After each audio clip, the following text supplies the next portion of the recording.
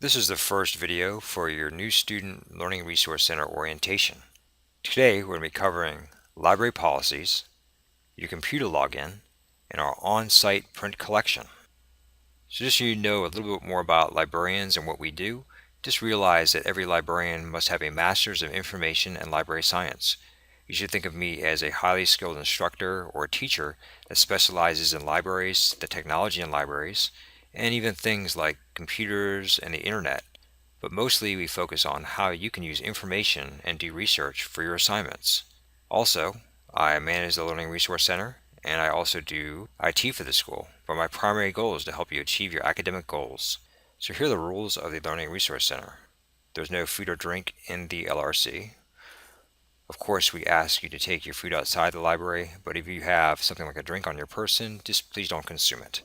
There's no cell phone use in the library. We ask you to take your phone calls outside, and texting is okay as long as it's silent. It's not going to bother anybody else. Also, printing and copying are both free. Just use common sense. Honestly, you don't want to be printing off an entire ream of paper of your own personal work, and you don't want to try to just come copying an entire book. Beyond that, you're going to be fine.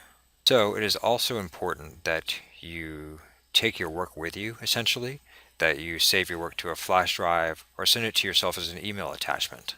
Be aware that unless you delete your work on my computers, that's going to be there for anybody to see. Also, it's important that you use earbuds or headphones if you're going to do anything with audio, like YouTube videos. So here is the login you'll be using for the computers at Fortis College. Username is very simple, LRC Online, and password just like you're seeing it, capital P and number 1, password 1. So here's a view of the library website for the first time. There's a lot of nice features here. And this is this cascade of icons, the online library collections, library catalog, our hours, and even a how-to video on how to search the library catalog. So in our print collection on site, we have a general collection, mostly books for your classes, and also books on things like resumes and job interviews. We also have certification test books, just like they sound. They help you take your certification test when you get near your time when you're going to do your externship. Also, we have reference books. These are encyclopedias and drug classification books mostly. We also have the textbooks for your classes, and we have a small print magazine collection, which is mostly scholarly journals, and we'll talk about that a lot later. So this is the link for the library catalog, which I'm going to show you in detail in a minute here. So here is the library website, and we're clicking the library thing logo, just like you see there. And we're immediately clicking all collections to get to all our items. And we're doing a simple search in the search box on the far right for dental caries. These are all the books that specifically cover dental caries. But I'm not going to spend a lot of time here because there is a how-to video about how to search the library catalog. So every book has a unique call number, kind of like the address of the book on the shelf. The call numbers, as you see with this example, they're going to be reading from left to right, and they're in alphabetical order by that first grouping. You can see that's a W there. There are also things like WA and WC and WU. Of course, those are in alphabetical order. The majority of books are pretty much going to be very simple from like B to Z, for instance. The next thing we're worried about in a call number is that second group of numbers. You can see 21.5. These are in numerical order from least to greatest. So when you have things like W5, W21.5, W30, W100, they're all just going to be in order.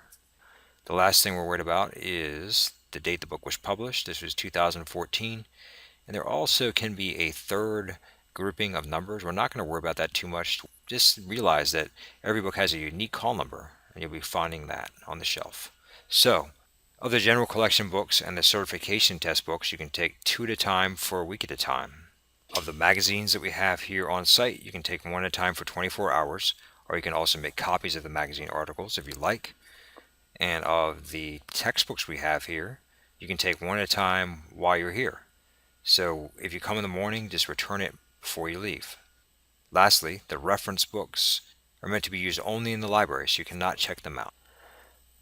It's important that you return books in person to myself or the student worker, and be aware that just like in any library, you're responsible for a book until it is checked into our computer system. But the bottom line, before you graduate, you must return all your books, or if you've damaged or lost a book, we must reconcile that before you can graduate. So, this is the end of the first part of your library orientation.